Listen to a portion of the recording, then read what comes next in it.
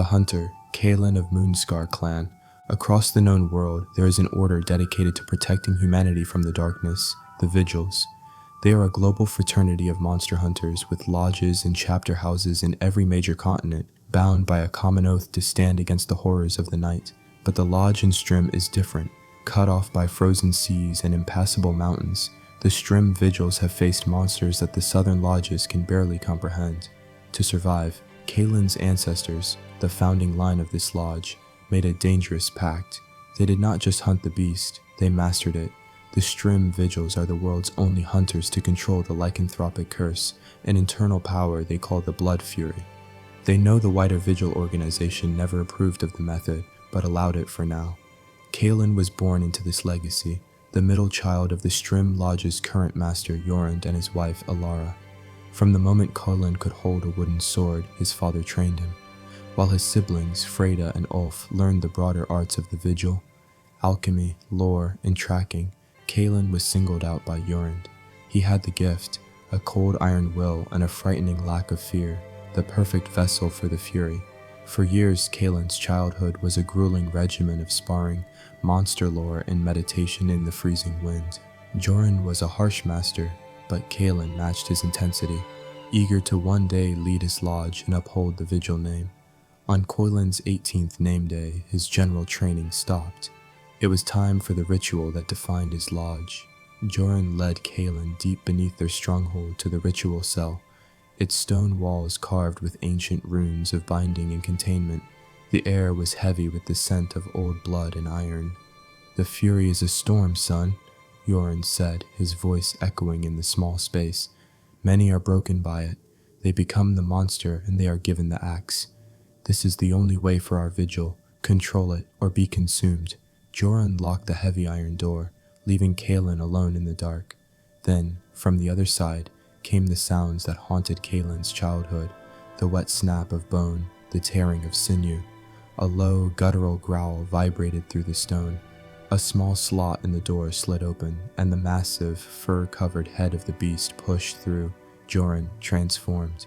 Kalen, as instructed, presented his right arm. The beast lunged, its fangs sinking deep into his flesh. Kalen screamed as the white-hot agony of the curse flooded his veins. The bite was a venom, a fire that sought to burn his mind to ash and leave only the monster. For 2 months, Kalen was lost in a crimson haze. The ritual cell became his world, a chaotic battleground inside his own soul. He fought the urge to kill, to tear, to rip the very stones from the wall. He fasted, his body withering, clinging to the last embers of his humanity. He would anchor himself by reciting the names of his siblings, the feel of his training axe, the smell of the northern pines. Jorund waited outside that door every day, his hand resting on the silver-inlaid axe reserved for those who failed. Every howl from within the cell tested his own will. On the 60th day, the howling stopped. Silence. Jorund unbarred the door, his axe ready. He found Kalen not as a cowering man, nor as a raging beast, but as something new. Kalen knelt in the center of the room, his eyes glowing with a faint amber light. He was gaunt, scarred, but sane. He looked up at his father, his voice a low growl that was both man and wolf. "It is done?" Jorund nodded, the grim pride on his face more potent than any embrace. Kalen had passed the trial. The jagged, brutal bite mark on his right arm would never fade, a permanent tattoo of his lodge, a mark of his power and the price he paid for it. Kalen of the Strim Vigil took up his silver sword and his hunter's gear. He was no longer just an initiate, he was a true Vigil and the perfect weapon. He began his journey honoring his bloodline by first hunting the monstrosities of his homeland, his controlled fury a terrifying new force on the frozen continent. The siblings, Freyda and Ulf. While Kalen was marked by the Fury, his siblings, Freyda and Ulf, walked different paths within the Vigil. Freyda, the eldest, was the scholar. Where Kalen had the will for the beast, she had the mind for the lore. While her brothers sparred until their knuckles bled, Freyda spent her time in the lodge's frigid scriptorium, translating crumbling texts and memorizing the anatomies of creatures that hadn't been seen in centuries. She was the lodge's memory, a master of alchemy and ritual. Her dream was not to hunt, but to know, to catalog every monster, find the root of every curse, and forge the silver bullet that could end any beast. She loved Kellen fiercely, and viewed his fury not with envy, but as a terrifying affliction she had to help him manage through research and specialized potions. Ulf, the youngest, was the bitter spear. He wanted the blood fury more than anything. He idolized Jorun's monstrous form and craved that power for himself. But Jorun had refused him the ritual. Ulf's blood ran too hot, his temper too quick. He lacked the cold iron control the curse demanded and would have been consumed by it. Consumed by jealousy of Kalen, Ulf channeled his rage into becoming the perfect human hunter. He became the lodge's finest trapper and smith, his frost bombs and silver wire snares legendary. He was loud, reckless, and constantly trying to prove that his cunning and his steel were just as deadly as his brother's claws. Though Ulf's jealousy was a sharp edge between them, the three siblings were incredibly close, an inseparable unit of fury, mind, and steel. The time of leaving. Years has passed since Kalen's ritual. At 49, he was in the prime of his long life, which to the short-lived humans of the South would appear as a man of 26. The beast blood flowing in the veins of the Strim Vigils slowed their aging to a crawl, granting them a lifespan of nearly 650 years, time enough to master the art of the hunt. Kalen had become a ghost in the northern snows. He hunted alongside his father, Jorund, and his brother, Ulf, honing his skills, his senses, and his control over the fury until the man and the beast were one. One evening, Jorund summoned him to the great hall. "You have mastered Strim, Kalen," Jorund said, his voice echoing in the stone chamber. "You know every creature, every ice cave, every mountain pass. There is nothing left for you to learn here." Jorund unrolled a vast map of the world, a world Kalen had only heard of in Freda's stories. "The vigil is worldwide," his father continued, "but our knowledge here is isolated. You have the fury, but you lack the experience of the outside. Your siblings will remain. Freda has the lore to protect us here, and Ulf has the steel. They will manage the lodge, but you must go. You must learn what the rest of thee is like. It is time." The lodge held a farewell feast that night. The great hall was filled with the sounds of raucous songs and the clang of mead horns, the entire clan drinking and celebrating Kalen's new journey long into the night. Freda pulled Kalen aside from the noise, her eyes serious. She pressed a heavy, leather-bound journal into his hands. "It's empty," she said softly. Fill it with everything you find. Their poisons, their weaknesses, their habits. Send pages back by Raven when you can. I need to know what you're facing." Later, Ulf found him, gruff and avoiding eye contact. He shoved a perfectly balanced, silver-inlaid dagger into Kalen's belt. "Don't let those southern milk drinkers kill you," Ulf grumbled, clapping him hard on the shoulder. "If anyone's going to put you down, it's me." It was the closest he could get to saying goodbye. Kalen embraced his siblings, knowing he might not see them for decades. At dawn, Kalen bid farewell to his parents, Jorund and Elara. He shouldered his pack, his silver sword heavy on his back, the new dagger at his hip. "Head south, past the spine ridge, to the Grey Jarl Harbor," Jorund instructed, his hand on Kalen's shoulder. "It isn't much, but it's our only link to the sea. Find passage to the Viridian continent. It's a land of ancient forests, swamps, and rot. A good place for a hunter to start. And, Kalen," Jorund leaned in, his voice low, "do not let the other vigil lodges see the beast. They will not understand. To them, you will be just another monster." Kalen nodded. He turned his back on the only home he had ever known and began the long trek south, his journey to Viridian about to begin.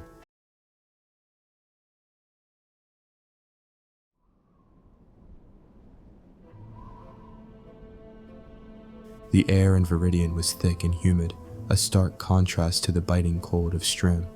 Kalen, now more experienced with the southern monsters, had become a silent hunter in these ancient, sprawling forests.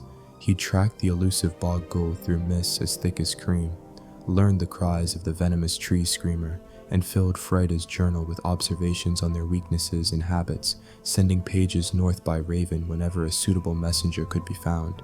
He had honed his control over the blood fury, bending the beast to his will even in this unfamiliar clime. His journey had led him to Mornwood, a region of particularly dense, gloomy forests in Viridian. Word had reached him in a grimy tavern about a particularly nasty creature near a small settlement called Barma, a prime target for study and a challenging hunt. As he approached the outskirts of the town, the air grew heavy, not with mist, but with a different kind of dread. Then a sound cut through the oppressive silence, a child's desperate cry for help. Kalen moved like a shadow, his hunter's senses immediately locking onto the source. He burst into a small clearing, the stench of fresh blood and decay assaulting him.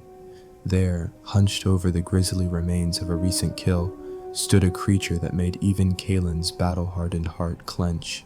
It was a terrifying, demonic-looking beast, a true nightmare from the darkest corners of the world. Its body was gaunt, a hunched humanoid frame with long, gangly arms ending in sharp, black claws. Its skin appeared necrotic and tough, like gnarled bark or decayed flesh, in shades of dark brown and red. Sharp, black spines protruded from its head, back, and shoulders, giving it a truly monstrous silhouette.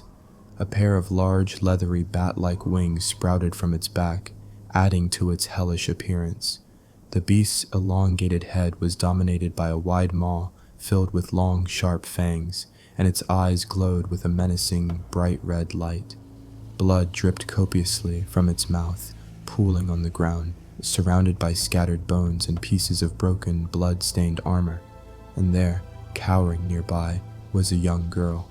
Without a moment's hesitation, Kalen lunged. His silver sword, a whisper of steel, met the creature's tough hide with a clang. The demon shrieked, its red eyes narrowing, and it attacked with surprising speed, its claws raking the air. Kalen moved with practiced grace, dodging its attacks, searching for a weakness. He unleashed controlled bursts of his enhanced strength, the subtle tremor of the fury simmering beneath his skin giving him an edge. The fight was brutal, a whirlwind of claws, fangs, and flashing silver. Finally, with a precise strike to a vulnerable point beneath its wing, Kalen brought the creature down. It thrashed for a moment, then lay still, its demonic glow fading. He turned to the child, sheathed his sword, and offered a steady hand. She was calm, remarkably so given the horror she had just witnessed, though a faint tremor ran through her small frame. "Thank you, Vigil," she said, her voice steady. "I've been looking for you." Kalen raised an eyebrow. "For me?" "Yes," she insisted, her gaze unwavering. "I want to become a Vigil, like you. I want you to train me." Kalen sighed. "Child, this is no life for you. It is dangerous, and not something one simply chooses." He started to dismiss her, but something in her calm, resolute eyes reminded him of his own unwavering determination as a boy. "Still," he conceded, "your father will be worried. You should come home, so he can see you safe." The girl nodded and led him through the gloomy woods to mansion at the edge of Barma. Her father, a gruff but relieved man, immediately launched into a flurry of apologies and scolding for his daughter's recklessness, before turning to Kalen with profuse thanks. "She wanted to be a monster hunter," her father grumbled, shaking his head. "Doesn't listen to a word I say." Kalen looked at the girl again, her calm demeanor still holding, her gaze fixed on him with fierce resolve. He saw the fire in her, barely banked, the same cold iron will that Jorund had seen in him. A challenge formed in his mind. "Perhaps," Kalen said, catching her eye. "she has the heart for it. A mock duel, then, to test her conviction. If she shows me true resolve, perhaps I will consider it." The girl's eyes lit up, a flicker of fierce joy in their depths, and so, under the watchful gaze of her perplexed father, Kalen of the Strim Vigil, the ghost of the northern snows, began to test his first unexpected apprentice in the shadowed forests of Viridian. Melisande Erhain, daughter of a noble house in Barma, a town where spirits and mortals traded under ancient oaks, found her childhood scent of pine resin and spirit magic lessons abruptly replaced by the stench of demon ichor and the chill of Kalen's resolve. The first 5 years of her training were a stark lesson in brutality. Kalen, a master forged in the frigid crucible of Strim, offered no comfort, only expectation. He pushed her to her physical limits, honing her body and mind into a weapon. Her noble upbringing, her calm demeanor served her well. She approached each grueling spar, each agonizing endurance run, with a quiet, unyielding determination that mirrored Kaylin's own. Her spirit magic, a faint whisper she'd learned in moonlit courtyards, was set aside for the pragmatic, brutal dance of steel and cunning.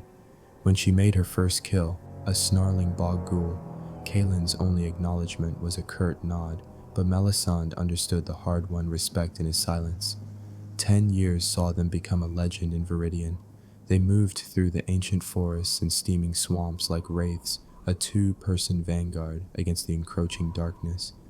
Kaylin taught her the deep lore of monsters, guiding her through the intricate anatomies of creatures that defied natural law.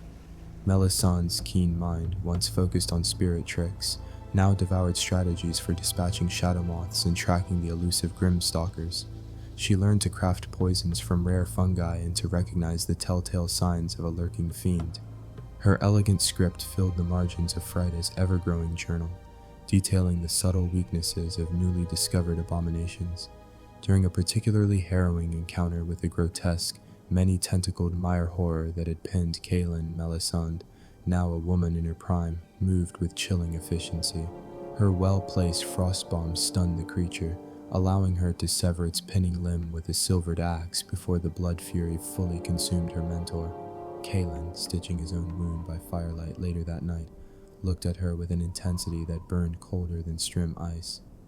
Your mind, He stated, is as sharp as Freda's. Your blade, as fierce as Ulf's.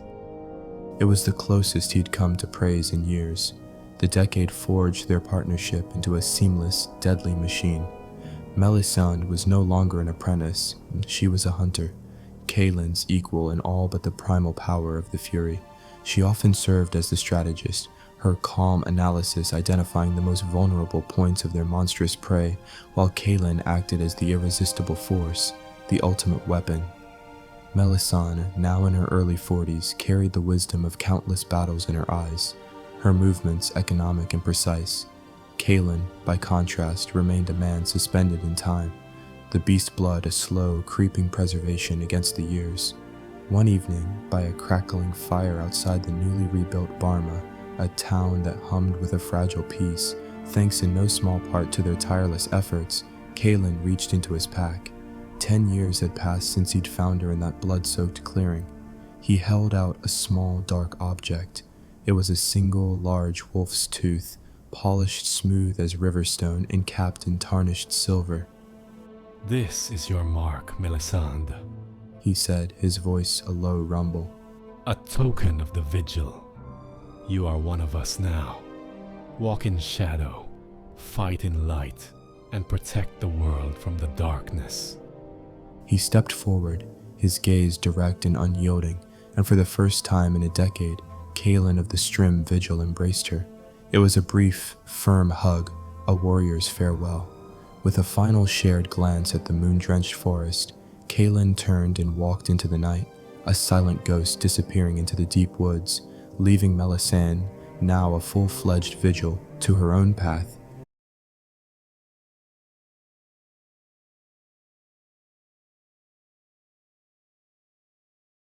When Kaylin embraced her that final night, the gesture was brief but profound, a warrior's farewell forged in 10 years of shared blood and shadow. The forest around them seemed to hold its breath as he stepped back, his amber eyes locking with hers, unyielding as the ice of Strim. He didn't speak of where he was going or when he might return. Such things were beneath the vigil code. With a final glance at the moon-drenched trees, he turned and vanished into the gloom, leaving only the faintest disturbance in the undergrowth. Melisande stood motionless for a long moment, the weight of his absence settling upon her like frost on stone. The silver-capped wolf's tooth hung heavy around her neck, a tangible symbol of her new identity. She had become what she once sought, equal to her mentor, a hunter in her own right. Yet, as she watched the darkness swallow him, a quiet ache settled in her chest. For all his stoicism, Kaylin had been her anchor in this broken world. the one who had seen past her noble heritage to recognize the steel within her spirit. Walk in shadow, fight in light, and protect the world from the darkness. His words echoed in her mind, now both blessing and burden. 4 years of vigilance. In the 4 years that followed, Melisande became a silent guardian of Barma and the surrounding lands.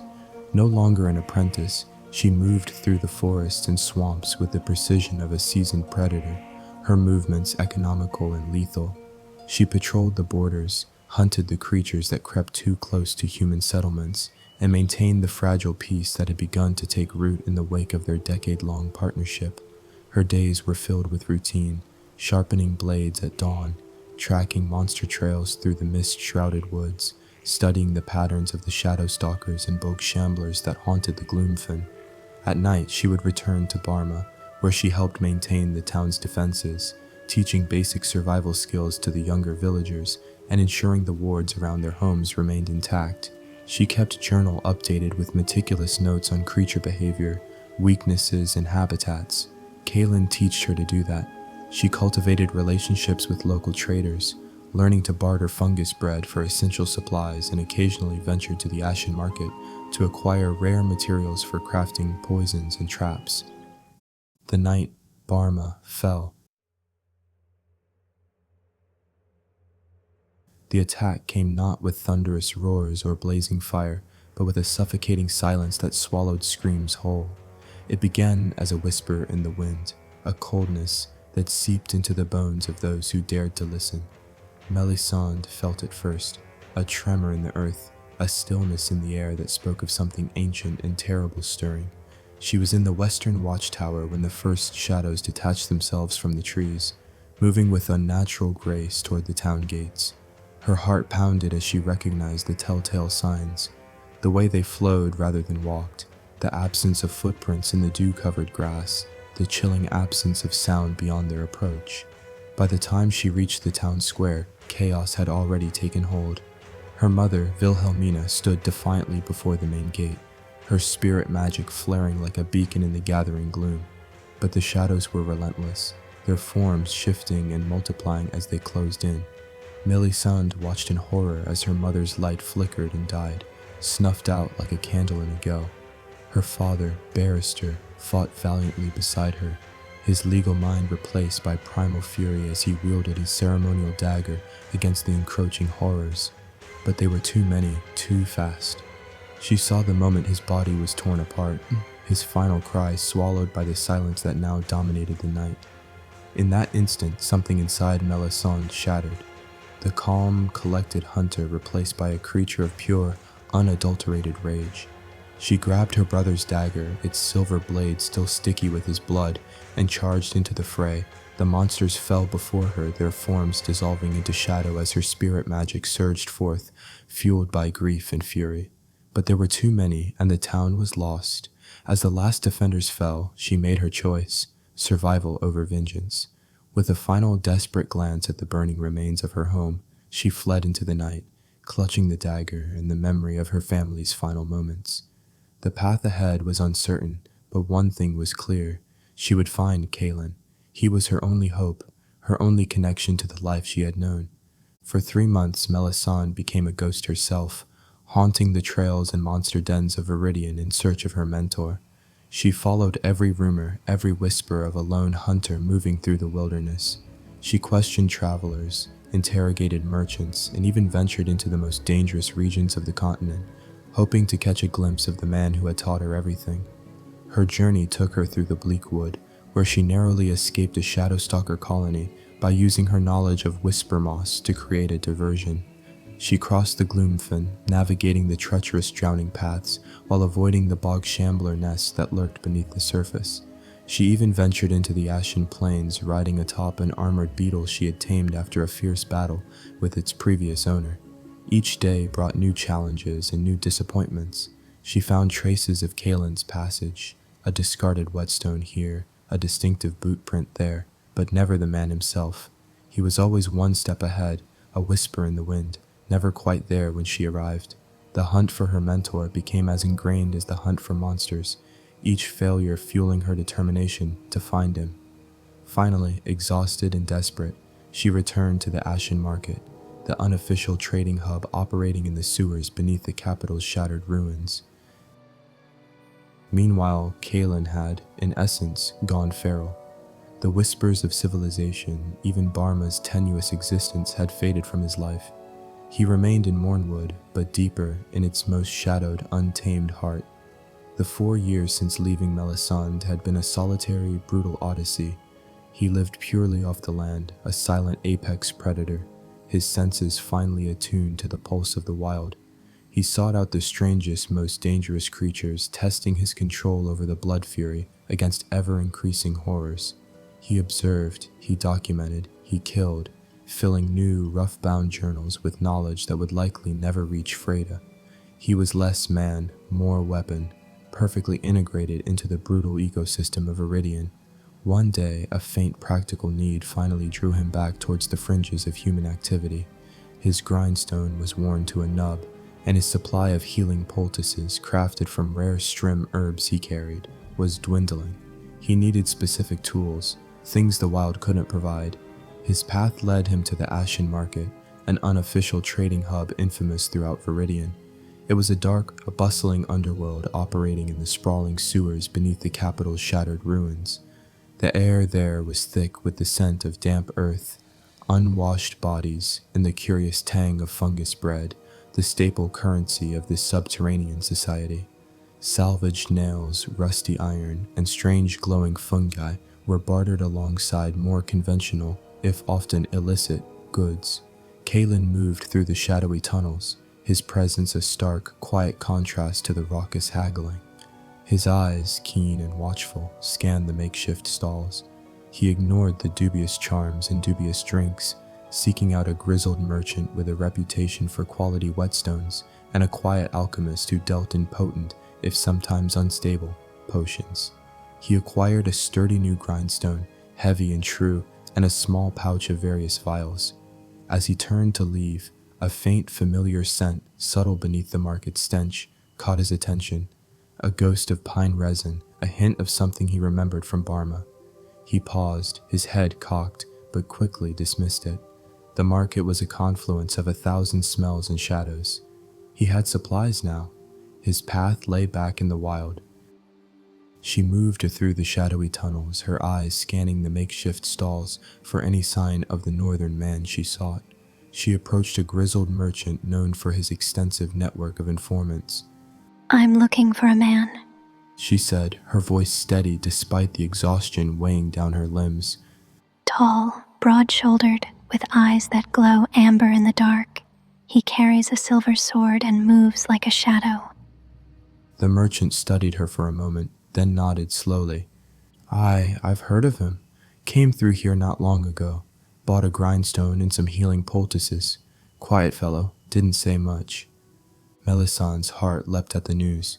"Do you know where he can be exactly?" she asked, her voice barely above a whisper. The merchant leaned closer, his voice dropping to a conspiratorial tone. "If you're truly determined to find him, keep your eyes open. He's been seen wandering the low levels of market. He doesn't stay long, but he comes back sometimes. You might catch him if you're patient." With renewed purpose, Melisandre began to scan the crowded market, her gaze darting from stall to stall, searching for any sign of the man who had shaped her life. And then, across the bustling crowd, through the haze of smoke and the throng of traders, she saw him. Kalen stood near a stall selling salvaged nails, his posture rigid, his amber eyes scanning the surroundings with the same intensity she remembered. He hadn't noticed her yet, but she knew without a doubt. It was him. After months of searching, she had found her mentor, standing mere yards away in the very place she least expected. She took a slow, deliberate step forward, her movements economical and lethal, honed by years of training under his watchful gaze. The merchants around her continued their raucous haggling, oblivious to the quiet storm brewing within her. She could feel the cold iron will that had carried her through countless battles rising to the surface, pushing back the grief and rage that threatened to consume her. As she drew closer, she noticed a jagged bite mark on his right arm, a permanent tattoo of his lodge, a mark of his power and the price he paid for it. She wondered if he still carried Freda's journal, if he still sent pages north by Raven, documenting the horrors he faced. Her breath hitched as she reached the edge of the crowd, just a few feet away from him. She could see the faint tremor of the fury simmering beneath his skin, the subtle shift in his stance that signaled his readiness for battle. For a moment she hesitated, unsure if she should call out to him or simply observe from afar. With renewed purpose she stepped forward, her gaze locked on his back. Kaylin, She called out. it's been too long. Kaylin, a stoic figure amidst the clamor of the Ashen Market, stood at a grimy stall, a leather-bound journal open in his hands. His brow was furrowed slightly as he flipped through its brittle pages, his mind miles away in the cold, unyielding north. A sudden, sharp voice cut through the market's drone, calling his name. His head snapped up, his glowing amber eyes, usually so guarded, narrowing as he found the source. His gaze locked directly onto Melisande. A flicker of surprise, quickly veiled, crossed his features, followed by a faint, almost imperceptible smirk. Well, He rumbled, his voice a low, gravelly tone that seemed too deep for the subterranean space. He snapped the journal shut and placed a few copper pieces on the table, a silent transaction for his purchase. the little pup. It has been a day or two, indeed it has. How have you been? He extended his right arm, scarred by the ancient bite that marked him, his hand open and ready for the firm, warrior's grip of a proper Strim greeting. It truly is good to see you again.